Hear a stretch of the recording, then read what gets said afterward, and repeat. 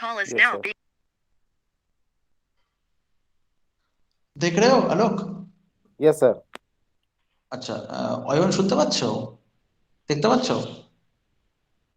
পাচ্ছি স্যার, পাচ্ছি। Okay. Arbitration, arbitration का मतलब क्या आलोक, कुछ आइडिया है?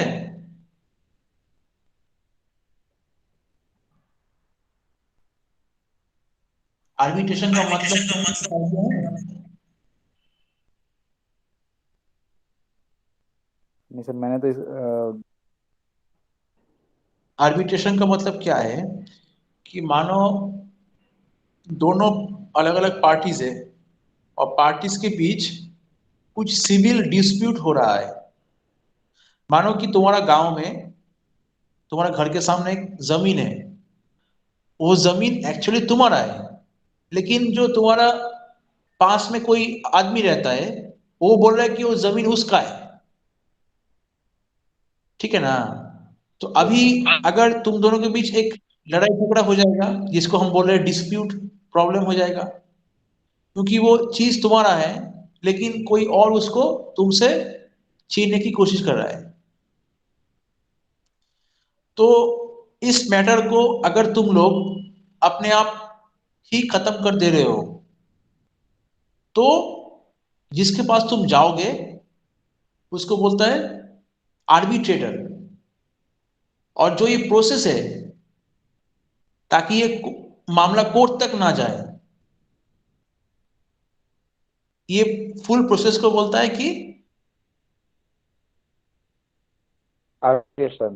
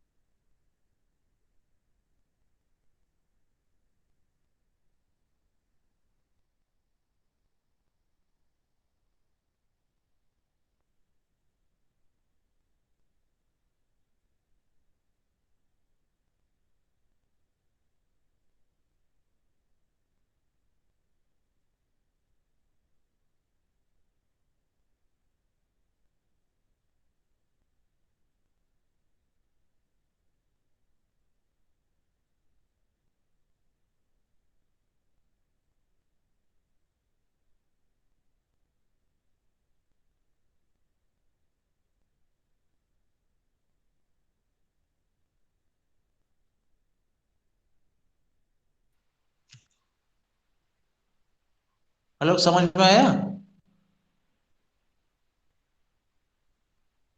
हेलो। Yes, sir. हाँ, और বুঝতে পারছো?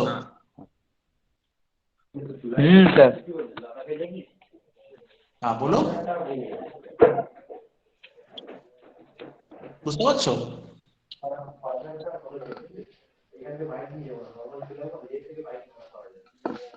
देखो, arbitration is setting civil disputes between the two or more persons by an independent and impartial third person, or arbitrator, instead of litigating the matter in the usual way through courts। তার মানে যাতে problem গুলো court অব্দি না যায়,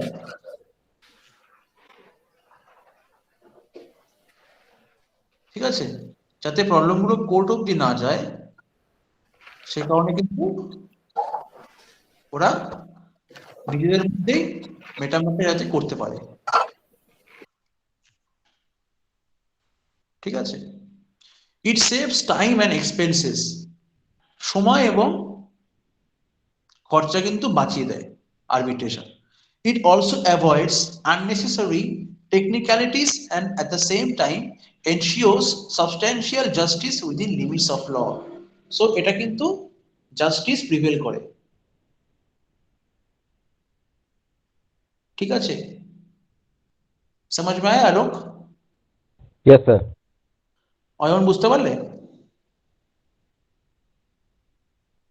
হ্যাঁ sir. Somnath শুনতে পাচ্ছ? সোমনাথ,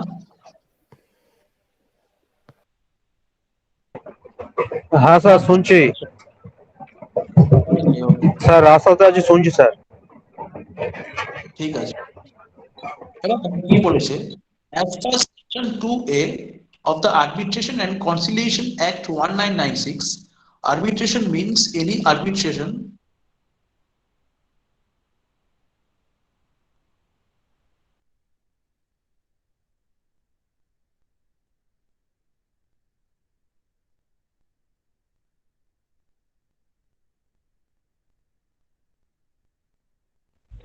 सर आपका साउंड, आपका आवाज सही से नहीं आ रहा sir.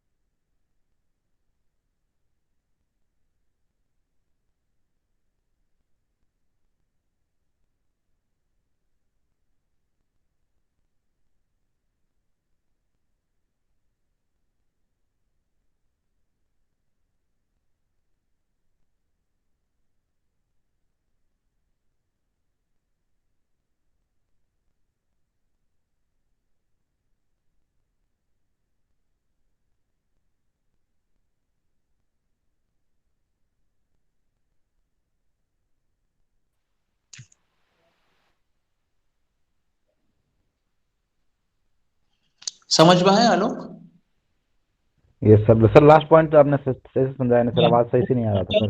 As per According section, हाँ, अकॉर्डिंग टू कंसिलिएशन एक्ट 1996, एक एक्ट है कंसिलिएशन एक्ट 1996। इसके मुताबिक क्या होता है कि अगर मानो कि तुम्हारा और तुम्हारा दोस्त के साथ जो डिस्प्यूट चल रहा है वो एक पर्टिकुलर रीजन के लिए ही हो सकता है, दो तीन रीजन तुम नहीं डाल सकते आर्बिट्रेशन में, एक ही रीजन के लिए तुमको एक बार ही केस फाइल करना होगा, और वो भी आर्बिट्रेटर के पास।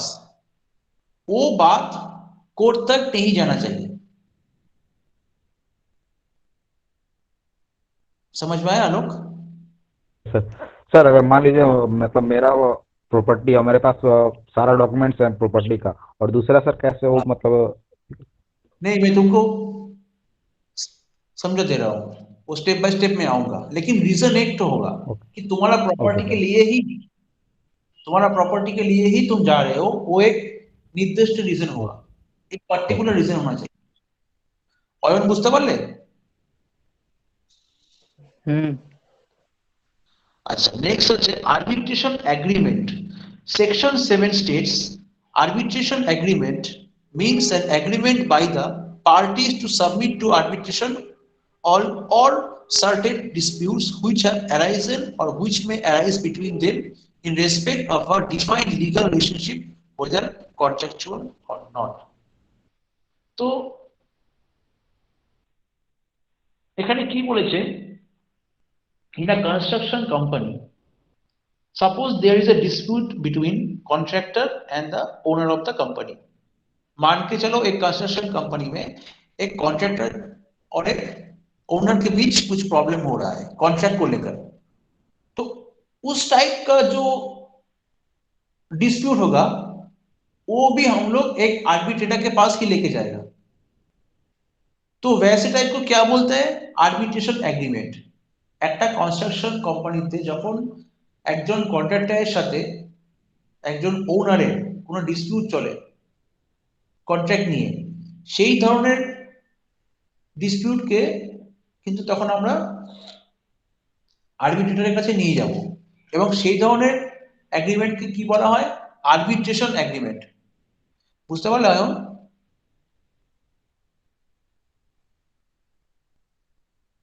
অয়ন বুঝতে পারলে? স্যার আমি সেখানে টিফিনও করছি শুদ্ধ। হ্যাঁ, বলছি ক্লাসও হচ্ছে, এখানে টিফিনও করছে। ইকো হচ্ছে। বলছি স্যার এখানে টিফিন করছি শুদ্ধ আমি। ও, आलोक समझ में आया? Yes sir. Okay okay okay. এবার কি বলেছে, essentials of arbitration agreement. So what are the important essentialities of arbitration agreement? It must be in writing and includes an exchange of letters, telex, telegrams or other means of communication which provides a record of such arbitration agreement. इसका मतलब क्या है? अभी जो तुम बोला ना बात कि डॉक्यूमेंट्स होगा सर मेरे पास, वही इस पॉइंट पे आएगा। अभी अभी तुम्हारा दोस्त बोल दिया कि ये जमीन मेरा नाम पे है, लेकिन ये उसका नाम पे नहीं, ये तुम्हारा नाम पे है। तो अगर तुम ऐसा बोलोगे कि ये मेरे नाम पे है, तुम्हारा दोस्त भी बोलेगा ये जमीन मेरे नाम पे है, तो फिर फायदा क्या है? Yes sir. इसका तो एक अंत है ना। तो डॉक्यूमेंटेशन बहुत इंपॉर्टेंट है। अगर तुम आर्बिट्रेटर के पास प्रॉपर डॉक्यूमेंट सबमिट करोगे तो तुम केस जीत जाओगे। उसके लिए प्रूफ एविडेंस होना चाहिए। ये जो जमीन है ये आलोक कुमार के नाम पे ही है। क्यों है? क्योंकि आलोक कुमार के पास इसका डॉक्यूमेंट्स है, प्रॉपर डॉक्यूमेंट्स है, सही सही डॉक्यूमेंट्स है। अगर ये तुम दिखा सकोगे तो केस तुम जीत जाओगे और जमीन भी तुम्हारे नाम पे फिर से हो जाएगा। समझ में आया? यस। अच्छा, অয়ন বুঝতে পারলে? হ্যাঁ স্যার বুঝতে পেরেছি। अच्छा,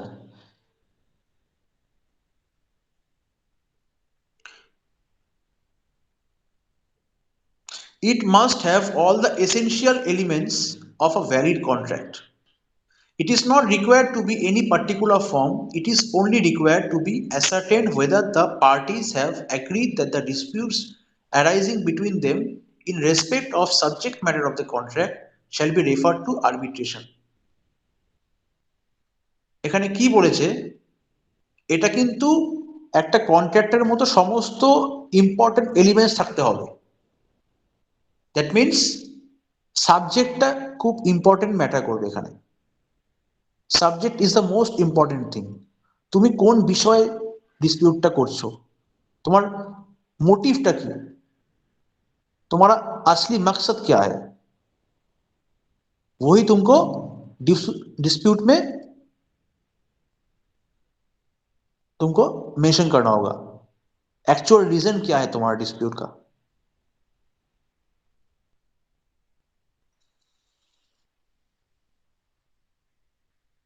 समझ में आया आलोक?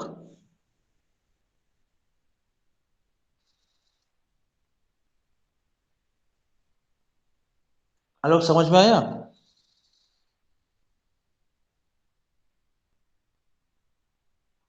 हेलो आलोक, समझ में आया आलोक? बोल-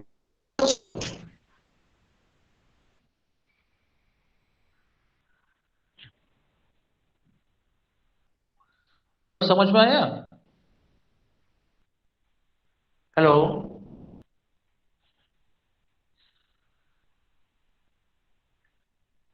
अच्छा, नेक्स्ट पॉइंट की बोले it must be to refer a dispute present or future between the parties to arbitration।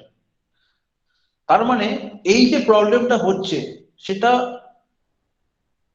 Already হয়ে আসছে নাকি এখন হচ্ছে, আগামীতেও হবে, এগুলো মেনশন করতে হবে। ये जो प्रॉब्लम है ये होते आ रहा है या अभी हो रहा है या नेक्स्ट तक होगा, कब तक होगा, इसका भी तुमको जिक्र करना होगा डॉक्यूमेंट में। समझ में आया आलोक? हेलो ये pro- অয়ন, অয়ন বুঝতে পারছো? স্যার বুঝতে পারছি। আচ্ছা, it may be in the form of an arbitration clause in a contract or in the form of a separate agreement. So what is the meaning of arbitration clause?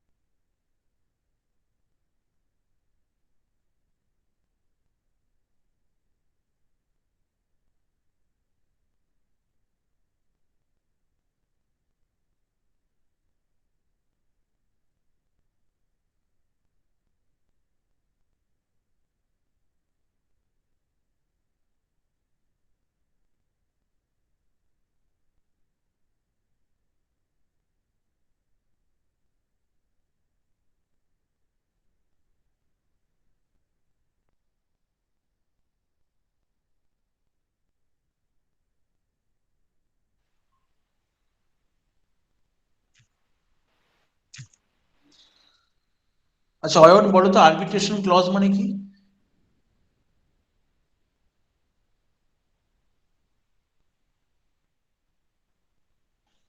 Ayan বলতে পারবে what is the meaning of arbitration clause?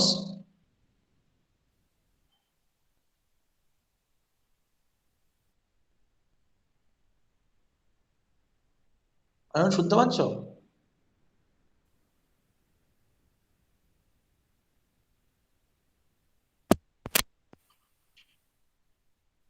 Ayan শুনতে পাচ্ছ? আমার আওয়াজটা আসছে না। আলোক শুন পা रहे हो आलोक? अच्छा, it may be in the form of N arbitration clause. इसका मतलब क्या होता है कि जो तुम्हारा, हेलो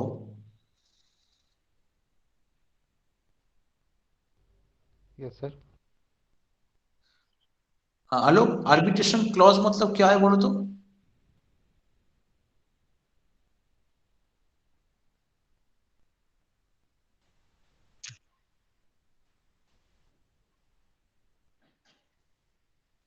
बोल सकते हो आलोक? सर आपका साउंड सही से नहीं आ रहा था सर, मैं समझ नहीं पाया। आर्बिट्रेशन क्लॉज मतलब क्या है बोल सकते हो?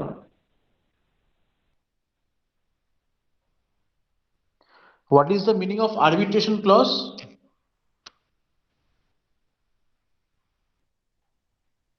हेलो, বলে দেন স্যার একবার। হ্যাঁ, আরবিট্রেশন ক্লজ মানে হলো, দেখবে বেঙ্গলিতে এবং ইংলিশে তোমরা ইনভার্টেড কমা দাও না কোনো স্পিচের ওপর, ডাইরেক্ট ইনডাইরেক্ট স্পিচ। হ্যাঁ হ্যাঁ দিই। হ্যাঁ, ওটা হলো কেন করা হয় ক্লজে? To highlight ইম্পর্টেন্সটা। যেমন তুমি যখন ডিরেক্ট স্পিচ বলবে না যে আমি আমি খেলতে যাব, তখন যে তুমি ইনভার্টেড কমা দেবে, ওটাই কিন্তু ইন্ডিকেট করবে যে তোমার ইম্পর্টেন্সটা কোথায় আছে। ইন কেস অফ আরবিট্রেশন তোমাকে তোমার স্পিচটাকে হাইলাইট করতে হবে, ফোকাসে আনতে হবে সবার।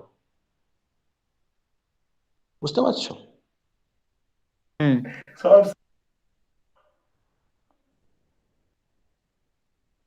आलोक समझ में आया?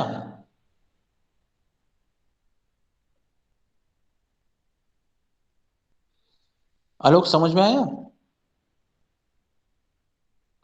Hello, yes sir. समझ में आया? जी सर। अच्छा, it may be noted that if certain provisions of a contract containing in arbitration clause come to an end owing to frustration or is avoided on the ground of fraud, misinterpretation, undue influence or coercion, the arbitration clause continues to be binding। তার মানে কি বলেছে? Suppose একটা জমি মনে করো তোমার নামে আছে অয়ন, কিন্তু তোমার বন্ধু বলছে ওটা ওর নামে আছে। এবার দুজনের মধ্যে একটা ডিসপিউট হবে, একটা প্রবলেম হবে, তুমি বলবে তোমার জমি, তো বন্ধু বলবে ওর জমি। তো এই যে ডিসপিউটটা হচ্ছে, এবার মনে করো তোমার বন্ধু যদি তোমার কাছ থেকে সেই জমিটা ছিনিয়ে নেওয়ার জন্য তোমার পেছনে কোনো লোক লাগিয়ে দেয়, এবং তুমি যদি সেটা বুঝতে পারো, তুমি বুঝতে পারলে তুমি সেটা যদি কমপ্লেন করো আরবিট্রেটারকে, তখন কিন্তু তুমি কেস জিতে যাবে। বুঝতে ও পারলে?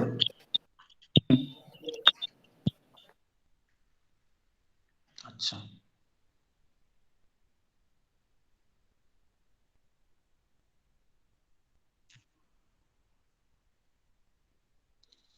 আচ্ছা, এত অব্দি কার কোনো ডাউট আছে?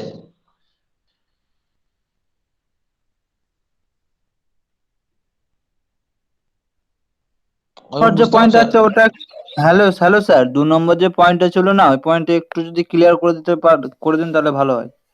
2 নম্বর, ঠিক আছে।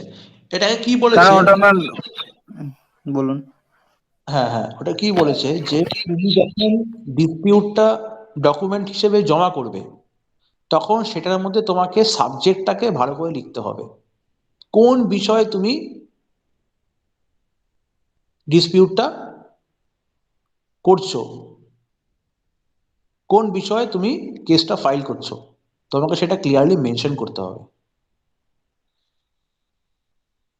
সাবজেক্ট ম্যাটার, যেমন সাবজেক্ট ফর এক্সাম্পল তুমি যখন পরীক্ষা দাও, পরীক্ষার খাতায় তুমি যদি তোমার রেজিস্ট্রেশন নাম্বার, রোল নাম্বার না লেখো তাহলে কি হবে বুঝতে পারছো? হ্যাঁ। সেম প্রবলেম এখানেও হবে। তুমি সাবজেক্ট না লিখলে পরে ওরা কিন্তু খুব একটা গুরুত্ব দেবে না। ফাইল মানে সাবজেক্ট মানে যেটা বিষয়ে দেবো জমা সেই ফাইলটা সাবজেক্ট ওখানে দিতে হবে মেনলি। হ্যাঁ, কোন বিষয়ে? সাপোজ তুমি যখন কাউকে কোন চিঠি বিষয়? লিখবে তখন হ্যাঁ, তো লিখতে হবে না বিষয়টা কি। কি বিষয়ে লিখছি। হ্যাঁ, ওটা মেনশন করতে হবে। বুঝতে পারলে এবার? হ্যাঁ, ঠিক আছে স্যার, এবার বুঝতে পেরেছি।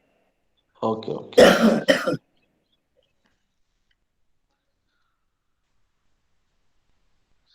এবার দেখো কি বলেছে, matters which may and which cannot be refer to arbitration. যেই ম্যাটারগুলো আরবিট্রেশনে তুমি রেফার করতে পারবে না অথবা রেফার করতে পারবে, section 9 of the civil procedure code 1908। First point কি বলেছে, all matters in dispute between parties relating to private rights or obligations which civil courts may take cognizance of may be referred to arbitration. However, a matter shall not be referred to arbitration if it is forbidden by a statute or is opposed to any public policy. তার মানে কি বলেছে, civil court অর্থাৎ আমরা চেষ্টা করব যে কোনো কেসকে কোর্ট অবধি না যেতে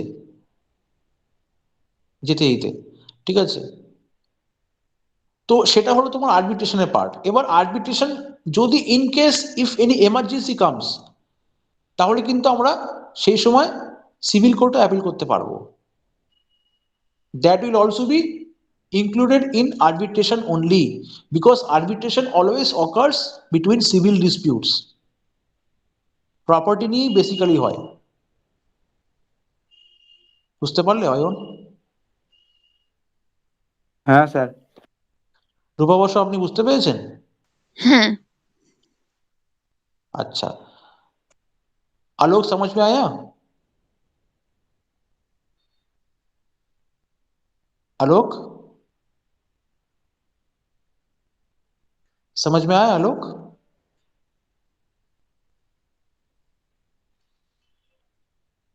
अच्छा, matters which may be referred to arbitration, যেই ম্যাটার্স গুলো তুমি আরবিট্রেশনের মধ্যে রেফার করতে পারবে। কি কি ম্যাটার্স আছে?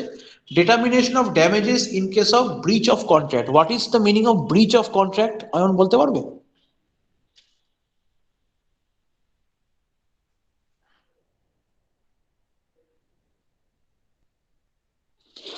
What is the meaning of breach of contract?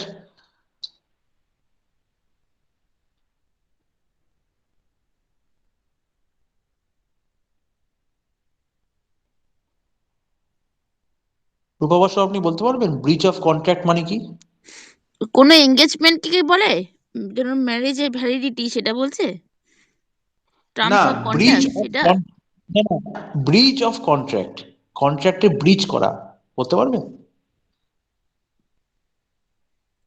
কোনো অফিসের কাজ করা সেইটা কতদিন পরে কি টার্মস এন্ড কন্ডিশন সেটা? না, ব্রিচ মানে কি? ব্রিচ করা হুম, পারবেন? জানি না। জোড়া স্যার। না না না, কন্ট্রাক্টে ব্রিচ করা মানে কন্ট্রাক্ট যেটা আছে সেটাকে নিয়ে হ্যাম্পারিং করা। দেখবে স্পোর্টসে এই যে ক্রিকেট বল নিয়ে ব্রিচ হয় না, ক্রিকেট বলটা দেখবে অনেক সময় যদি কেউ মানে ওই তোমার যে ডিউজের যে লেয়ারটা আছে সেখানে যদি কেউ মানে ঠিকঠাক ভাবে হাত ফাত না দেয় তাহলে কিন্তু তাকে পানিশমেন্ট দেওয়া হয়। Code of conduct, breaching the code of conduct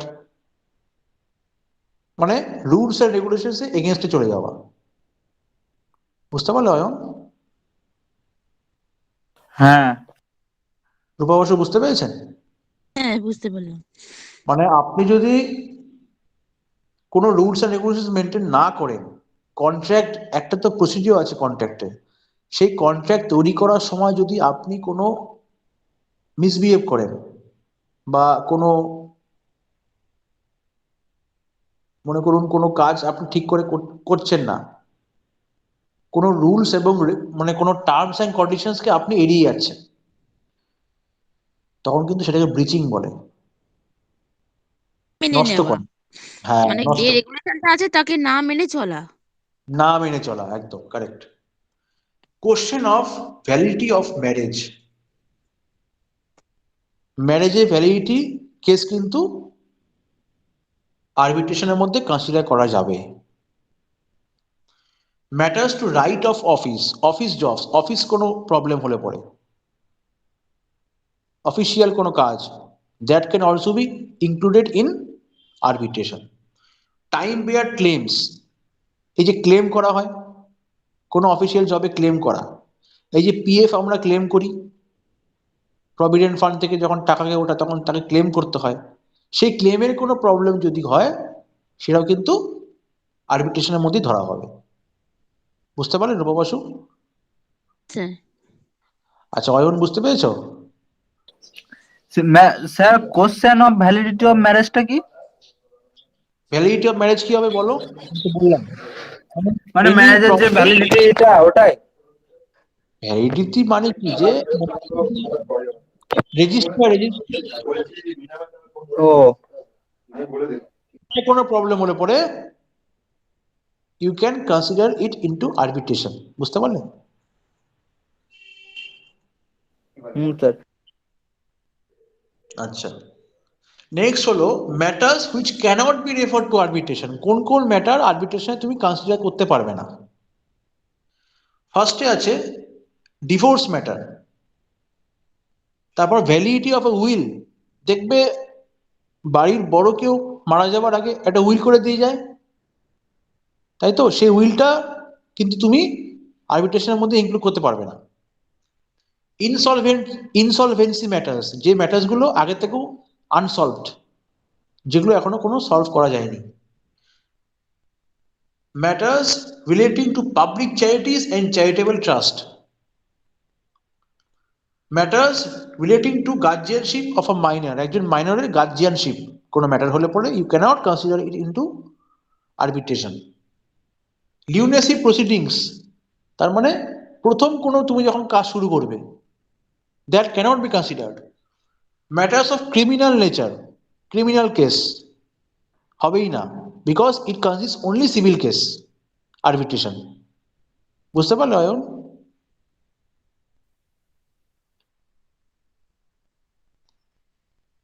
Ayan বুঝতে পারলে? হ্যালো রূপা বসু, আপনি বুঝতে পারছেন? হ্যাঁ বুঝতে পেরেছি। आलोक समझ में आया? आलोक, হ্যালো, ঠিক আছে, আজকে আমি এত অবধি বোঝালাম, ঠিক আছে? নেক্সট ক্লাসে তাহলে কন্টিনিউ করবো। আর রূপা বসু, আপনি কাইন্ডলি একটু ক্লাসগুলো করার চেষ্টা করুন, হ্যাঁ? হ্যাঁ হ্যাঁ